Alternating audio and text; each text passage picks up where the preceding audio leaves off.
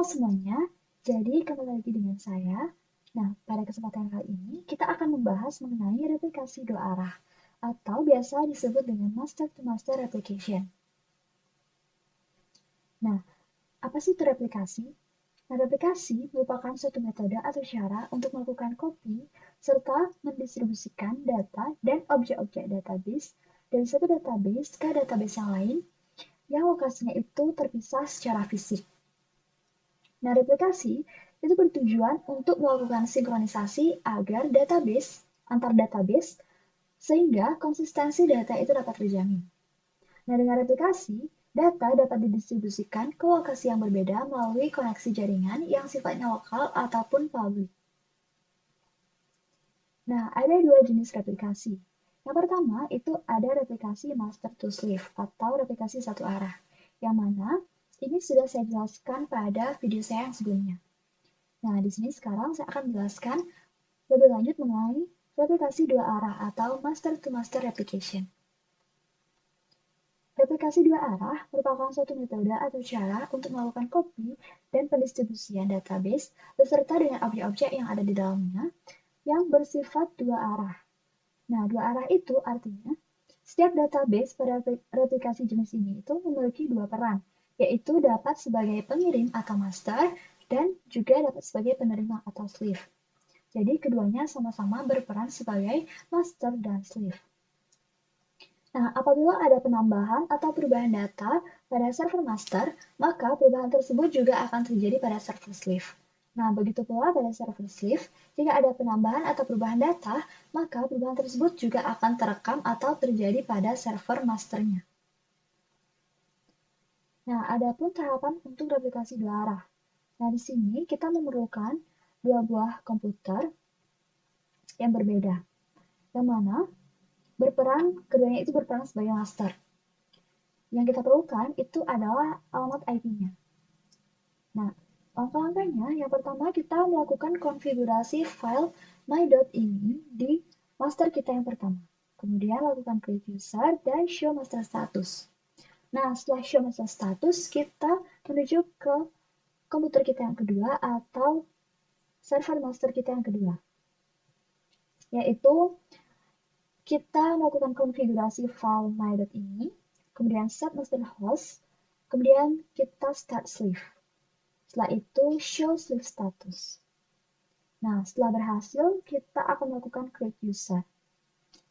Kemudian, kita mengeset master host pada master server kita yang pertama. Kemudian start slave, show slave status. Nah, setelah itu, kita dapat melakukan pengujian pada kedua server master kita untuk memastikan apakah replikasi dua arahnya ini sudah dapat berjalin atau tidak. Nah, pada dasarnya, ketika kita hendak membuat replikasi dua arah, itu kita harus menyelesaikan dulu replikasi satu arahnya, baru kemudian dapat kita lakukan untuk replikasi dua arah. Nah, di sini saya menggunakan beberapa software, yaitu yang pertama ada VirtualBox. Nah, di sini VirtualBox berperan sebagai virtual machine karena kita menggunakan satu komputer saja. Kemudian ada Windows 10, yaitu merupakan sistem operasi yang bekerja pada server master pertama saya, atau pada laptop saya. Kemudian ada Excel, ada Command Prompt tentunya, dan ada Windows 7 yang di sini merupakan OS dari virtual machine yang ada pada VirtualBox, atau di situ nanti saya akan gunakan juga sebagai server master yang kedua.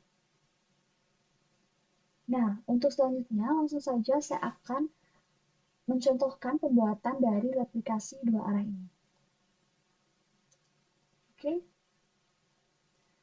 Nah, yang pertama kita lakukan itu adalah kita perlu mematikan Windows Firewall di kedua server.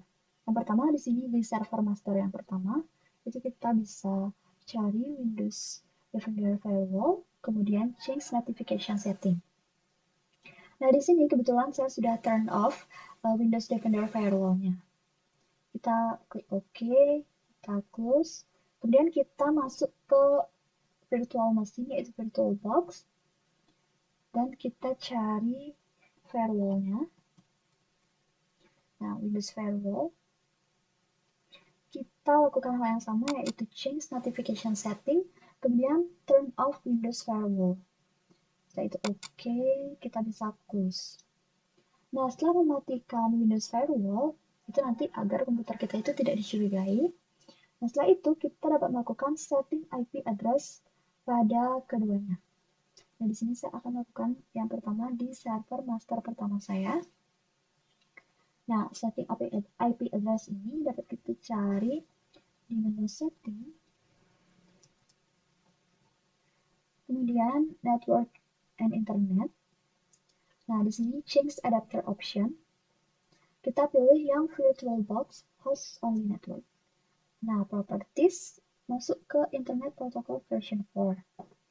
Nah, di sini saya sudah melakukan pengaturan terlebih dahulu terhadap IP address, di mana saya menggunakan IP address-nya itu 192.168.1.2 dengan subnet mesh-nya seperti berikut. Dan untuk default gateway-nya ini, saya akan gunakan sebagai IP address pada server master kedua saya yang berada di VirtualBox. Nah, kita oke, kita close, bisa kita close. Kita juga melakukan pengaturan di VirtualBox-nya. Sini kita cari Network and Sharing Center, change adapter setting. Nah, kita pilih Local Area Connection. Kemudian Properties, masuk ke Internet Protocol version 4. Nah, seperti yang sudah saya katakan tadi, untuk default gateway pada IP address server master pertama saya, itu saya akan menggunakannya sebagai IP address pada server master kedua saya, yaitu 192.168.1.12. Nah, di sini untuk subnet mesh-nya itu saya atur full seperti ini. Kemudian untuk default gateway-nya itu saya menggunakan IP dari server master pertama saya. Nah, setelah itu kita oke saja, kita close. Nah, untuk memastikan apakah kedua IP-nya sudah terhubung, kita dapat melakukan ping. Nah, yang pertama kita buka dulu command prompt di sini. Nah, di sini kita lakukan ping IP yang ada di server master 1, yaitu 192.168.1.2. Nah, kita tunggu. Nah, jika sudah muncul tanda seperti ini, itu artinya sudah terhubung. Nah, untuk memastikannya lagi, itu kita bisa melakukan ping pada server master yang pertama. Ini kita bisa minimize, kemudian kita cari command prompt juga di sini. Kemudian kita lakukan ping terhadap IP di server master kedua, yaitu 192.168.1.12. Kita tunggu. Nah, ini artinya IP-nya itu sudah terhubung. Jadi keduanya itu sudah terhubung. Nah, selanjutnya kita perlu melakukan konfigurasi terhadap file my.ini. Nah, ini fungsinya itu untuk mengaktifkan log filenya. Jadi kita masuk ke local disk, kemudian cari exam, kita masuk ke directory MySQL, dan masuk ke bin. Di sini kita cari file yang bernama my.ini. Nah, ini dia. Kita buka. Nah, kita perlu untuk menambahkan 4 buah baris perintah ini pada file my.ini. Jadi, untuk baris yang pertama, yaitu ada log bin sama dengan MySQL bin. Nah, itu artinya atau berfungsi untuk mengaktifkan file login. Nah, yang mana file ini tuh berisikan rekaman dari pembuatan database kita. Nah, selain itu, pada baris pertama itu juga menandai file lognya itu telah diberi nama, kemudian diaktifkan, dan dilog di file yang bernama MySQL bin. Kemudian ada server ID sama dengan 2. Nah, ini kita melakukan setting terhadap server ID. Nah, untuk penomborannya itu itu bebas saja, yang penting berbeda dengan server master kedua yang berada di VirtualBox. Kemudian, untuk baris yang ketiga dan keempat, ini sebenarnya bersifat opsional. Yang mana pada baris ketiga ini, itu ada InnoDB first log at trx commit sama dengan 1. Nah, itu artinya ketika ada commit atau eksekusi query, maka akan langsung masuk ke file log. Jadi nanti ketika di refresh, query baru akan langsung masuk ke file lognya. Nah, untuk baris yang terakhir yaitu ada sync binlog sama dengan 1. Nah, ini artinya kita mengaktifkan sinkronisasi ke binlog terhadap database yang kita hubungkan. Nah, setelah melakukan konfigurasi terhadap file my ini pada server master 1, ini kita bisa lakukan save. Ini bisa kita close saja. Setelah itu, yang kita perlu lakukan adalah kita mengaktifkan MySQL. Kita buka extend. Kita buka extendnya. Kita start MySQL. Kita tunggu sebentar. Nah, di sini MySQL saya sudah start, sudah aktif. Selanjutnya kita masuk ke command prompt lagi. Nah, di sini kita sudah masuk ke command prompt-nya. Dan kita perlu untuk login ke MariaDB terlebih dahulu. Itu caranya cd /send MySQL bin. Nah, oke, sudah masuk di bin. Selanjutnya kita akan ketikkan MySQL min Europe. Oke, di sini kita sudah berhasil login ke MariaDB. Selanjutnya, itu kita harus membuat user untuk kemudian dapat diberi akses pada replikasi ini. Jadi dengan query create user, nah di sini nama usernya itu bebas saja. Jangan lupa untuk menambahkan tanda petik tunggal disertai dengan nama user yang akan dibuat. Di sini saya akan membuatnya dengan nama master A. Master A. Jangan lupa untuk menambahkan add dan persen untuk dapat memberikan aksesnya. Kemudian kita buatkan password dengan identified by. Kita buatkan passwordnya sama. Saya akan buatkan passwordnya master A juga. Seperti ini. Oke, enter. Nah, sudah berhasil. Nah, setelah kita membuat user, kemudian yang perlu kita lakukan itu adalah memberikan privilege atau akses kepada usernya. Jadi di sini saya akan memberikan seluruh privilege atau akses ke semua database dan tabel. Jadi caranya itu kita ketikkan query grant all on bintang titik bintang itu disertai dengan nama usernya itu master A add persen dan ditambahkan identified by passwordnya itu master A. Oke. Nah, di sini sudah sukses query-nya. Nah, grant all ini artinya kita memberikan semua privilege atau semua akses kepada seluruh bintang titik bintang ini artinya seluruh database dan tabel kepada user yang bernama master A dengan password master A. Nah, setelah sukses itu kita akan lakukan flash tabel with read log. Jadi query-nya flash tables with read log. Oke, sudah sukses. Jadi artinya itu kita hanya memberikan hak akses untuk dibaca saja. Jadi tabelnya dikunci terlebih dahulu dan hanya dapat diakses untuk dibaca. Nah, mengapa perlu melakukan flash tabel ini? Nah, tujuannya agar ketika ada user lain yang mengakses database, itu posisi file login kita itu tidak berubah. Jadi kita perlu untuk mengunci tabelnya. Nah, setelah dikunci, kita dapat melakukan show master status. Dengan query show master status. Nah, di sini kita akan diberikan nama file yaitu MySQL bin 000011 dengan position 674. Nah, ini artinya kita diberikan nama file logbinnya seperti ini dengan posisi 674.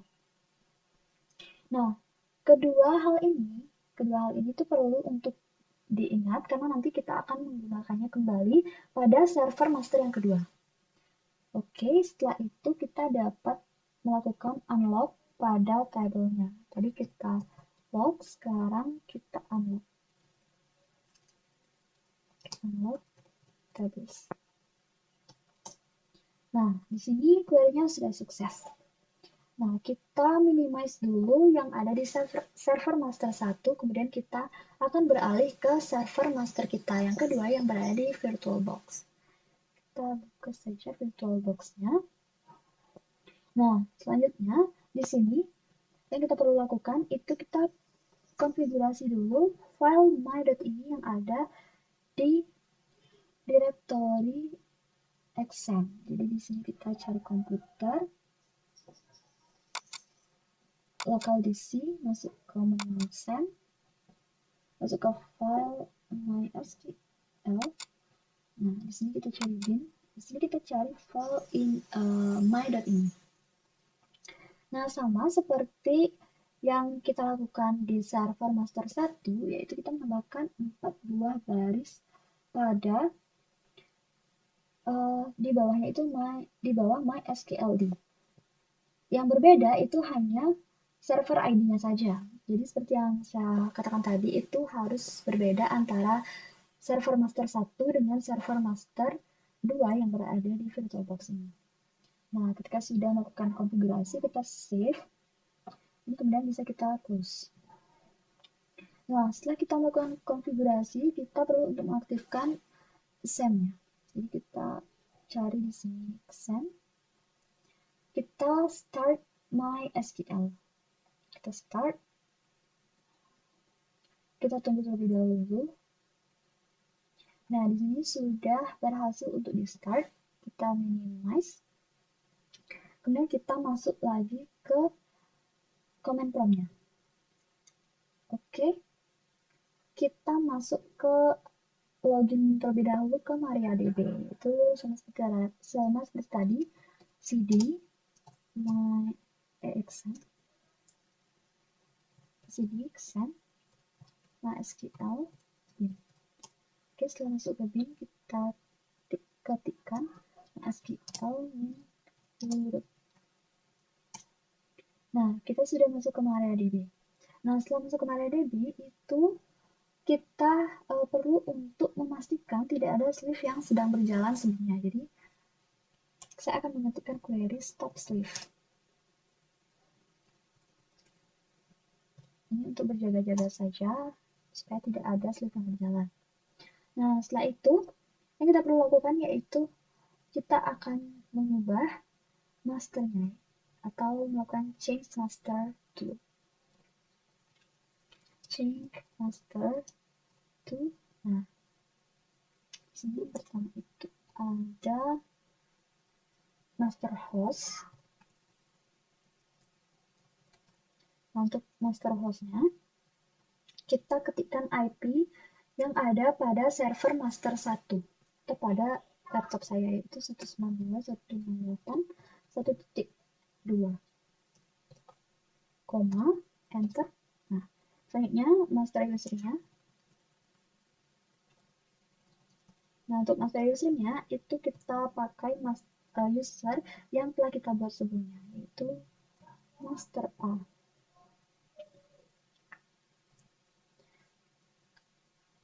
Oke, kita juga perlu tambahkan untuk master passwordnya itu sama seperti password yang telah kita buat sebelumnya, master A juga. Kemudian master port. Nah, untuk portnya itu seperti normal 3306. Sehingga ada master log file.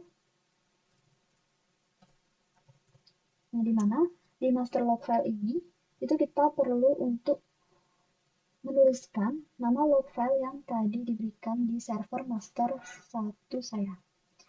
Kita cek, nah ini dia namanya MySQL bin 1000011 dengan posisi 674. Kita masuk lagi ke VirtualBox. Kita ketikkan nama file binnya, yaitu MySQL bin titik 1234111, yaitu 674. Oke, 11. Nah, kita ketikkan master log postnya atau posisinya itu berada di 674 seperti ini. Kemudian untuk connect retry itu master connect retry. Nah, untuk connect retry-nya saya set menjadi 10, yang itu artinya itu dapat melakukan percobaan sebanyak 10 kali terhadap connect. Jadi dapat melakukan percobaan connect sebanyak 10 kali seperti itu. Oke, di sini ada error. Kita cek dulu error itu ada di mana. Nah, di sini saya salah mengetikkan master connect-nya, itu harusnya underscore. Oke, kita langsung ulang saja master host-nya. Change master dulu. Change master to master host sama dengan 192.168.1.2. Kemudian master user itu nama usernya master A. Kemudian ada master password sama seperti tadi, itu namanya juga master A. Selanjutnya kita masuk ke master port. Itu master portnya 3306. Kemudian kita ketikkan juga untuk master log file, yaitu MySQL bin titik 1234111. Kemudian master post posisinya master log post itu 674. Kemudian master connect retry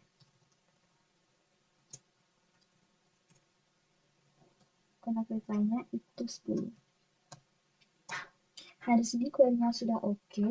Nah, tadi ada error di bagian sini, itu saya ketikkan master strip connect harusnya underscore. Nah, oke, jika query-nya sudah oke, selanjutnya kita akan memulai sleeve-nya itu dengan start sleeve. Nah, sudah sukses. Kemudian kita akan show sleeve status. Jangan lupa untuk menambahkan \g untuk merapikan terminalnya. Oke, kita lihat di sini. Nah, di sini sudah ada sleeve IO state itu waiting for master to send event. Jadi, replikasi satu arahnya itu sudah dapat terjalin atau sudah berhasil kita buat. Nah, selanjutnya, jika sudah berhasil, kita dapat melanjutkannya dengan membuat user lagi pada server master yang ada di VirtualBox ini. Jadi kita akan membuat user dengan perintah create user. Kemudian nama usernya di sini saya akan membuatnya namanya sini master B. Jangan lupa untuk menambahkan add dan persen seperti itu. Kemudian identified by, dapatkan passwordnya sama seperti tadi. Saya buatkan nama master B. Oke, nah sudah sukses. Selanjutnya kita akan memberikan akses kepada user yang bernama master B. Itu dengan cara grant bintang titik bintang to slave to nama usernya yaitu master B. Jangan lupa untuk menambahkan add dan tanda persen. Kemudian tambahkan identified by, passwordnya master B. Nah, di sini sudah oke. Jadi saya sudah berhasil untuk memberikan privilege atau akses kepada user yang bernama master B itu untuk mengakses seluruh database dalam tabel kepada user master B yang passwordnya itu diidentifikasi sebagai master B. Nah, selanjutnya kita akan melakukan flash tabel sama seperti tadi. Flash tables with read log. Jadi tabelnya dikunci dan hanya dapat diakses untuk dibaca. Nah, setelah oke, setelah sukses, selanjutnya kita show master status. Nah, di sini kita akan diberikan nama file load.mysql-nya dan dengan posisi 674. Ini juga kita ingat karena kita akan menggunakannya kembali di server master kita yang pertama. Nah, setelah itu yang selanjutnya kita lakukan yaitu kita unlock dulu tabelnya, itu dengan query unlock tables. Kenapa perlu di unlock? Karena tadi kita mengunci atau kita lock, sekarang kita unlock. Nah, di sini sudah sukses. Nah, setelah seperti itu, kita akan kembali lagi ke server master yang pertama. Kita masuk ke server master yang pertama. Nah, di sini kita akan melakukan change master. Tetapi sebelumnya, di sini saya akan stop sleeve dulu untuk memastikan tidak ada sleeve yang sedang berjalan. Stop sleeve. Oke, sudah sukses. Kemudian baru kita lakukan change master. Oke, kita set master hostnya itu dengan change master to yang pertama master host.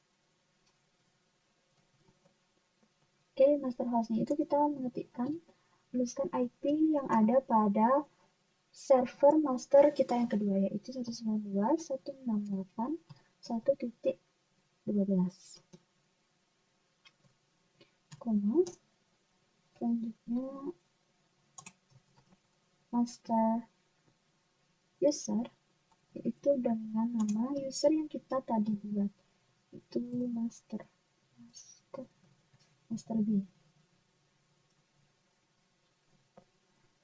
B, koma, enter. Dan kita ketikkan juga untuk passwordnya. Untuk passwordnya itu adalah master B juga.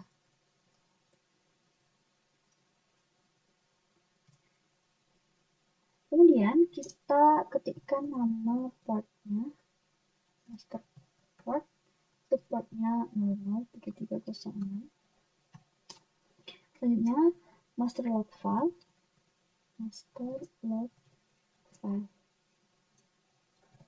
untuk master log file ini, itu kita menuliskan nama dari log file yang diberikan pada server master saya yang kedua yang berada di VirtualBox tadi. Kita cek di sini. Nah, MySQL bin 000003 dengan position 674. Oke, kita ketik saja. yaitu MySQL bin titik 1 2 3 4 5 3. Coba kita cek lagi sekali supaya tidak salah. 1 2 3 4 5. Benar.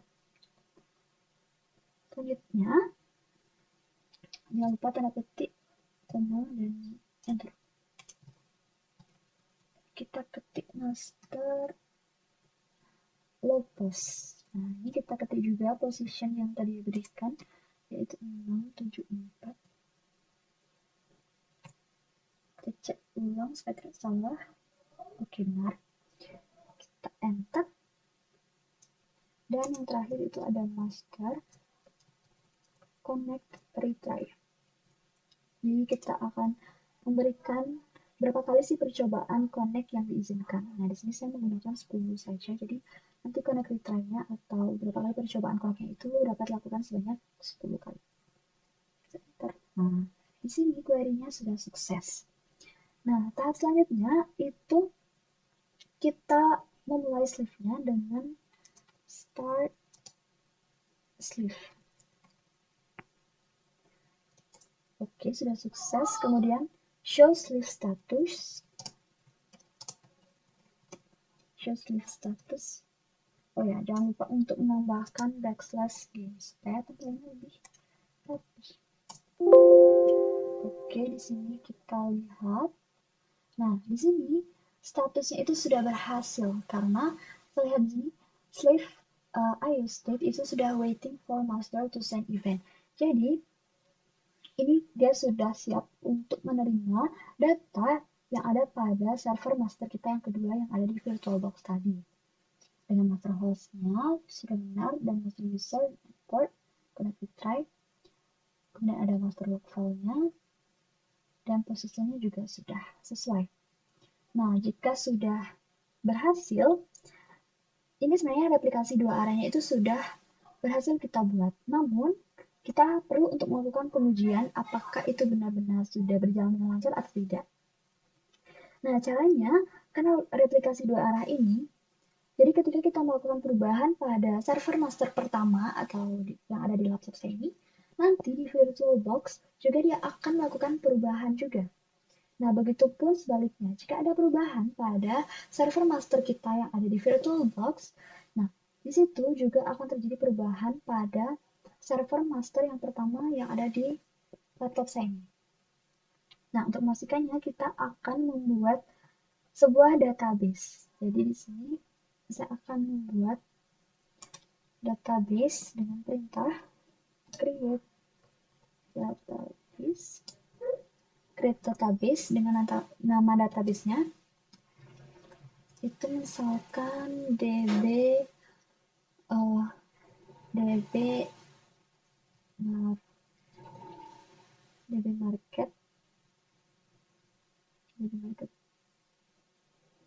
market 1 seperti itu. Nah, oke, di sini sudah sukses. Kemudian kita show database. Nah, kita lihat DB Market 1. Nah, di sini sudah ada DB Market 1. Artinya kita sudah berhasil untuk membuat database DB Market 1. Nah, kita akan lihat coba di VirtualBox atau di server master kita yang kedua. Apakah DB Market 1 itu sudah ada. Jadi kita coba untuk show database. Oke, di sini sudah muncul DB Market 1. Jadi, query yang tadi atau apapun perubahan tadi yang ada di server master 1 itu sudah terekam dan sudah tersimpan juga pada server master kedua saya yang ada di VirtualBox ini. Nah, oke, untuk melakukan pengetesan lagi, kita dapat membuat sebuah tabel pada server master kita yang kedua. Jadi di sini kita akan menggunakan database-nya yaitu use db market 1. Kita use dulu. Nah, kita sudah masuk ke db market 1, kemudian kita lakukan create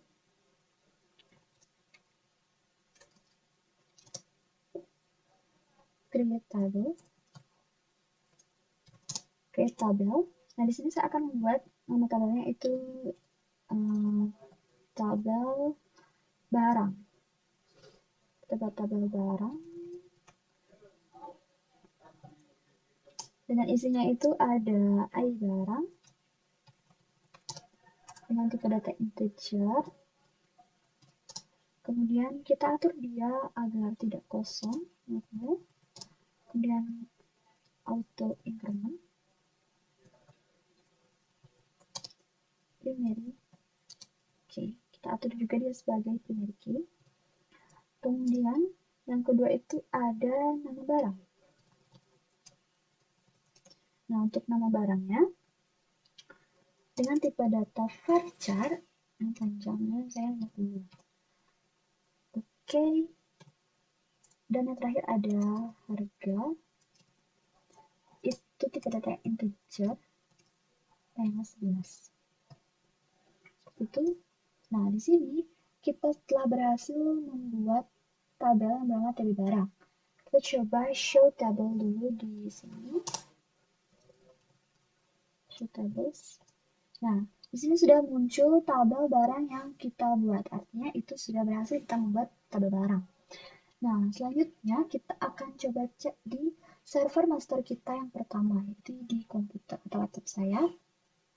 Di sini kita perlu untuk menggunakan database-nya, yaitu use db market, ya benar, use db market 1. Oke, nah di sini database-nya sudah berubah, sudah masuk di db market 1. Kemudian selanjutnya kita coba untuk show table. Nah, di sini tabel barang itu sudah terlihat pula pada server master kita yang pertama. Karena apapun perubahan yang terjadi pada server master kedua, yaitu VirtualBox, datanya itu dapat terekam juga pada master kita yang pertama. Jadi artinya replikasi dua arah itu sudah dapat terjalin dengan baik. Nah, di sini saya akan coba lagi. Jadi sekali itu kita coba untuk memasukkan data pada tabel barang. Kita coba di sini melakukan insert into, nah insert into tb barang dengan values. Nah, dengan valuesnya itu kita coba masukkan dua data saja. Pertama untuk ID barangnya 1, kemudian untuk nama barangnya misalnya beras 15 kilo. Untuk harganya misalnya 50.000. Untuk yang kedua, kita masukkan dua data saja dengan nama barang gula 1 kg. Seperti itu. Nah, untuk harganya misalkan 15.000. Nah, oke, kita coba jalankan. Nah, di sini sudah sukses. Kita coba untuk select. Kita coba select tabelnya, select bintang from nama tabelnya TB barang. Kita lihat. Nah, di sini data yang saya insertkan tadi itu sudah masuk, di mana ada ID barang 1 dengan nama barang beras 15 kg dengan harga 50.000, kemudian ID barang 2 ada gula 1 kg dengan harga barang 15.000.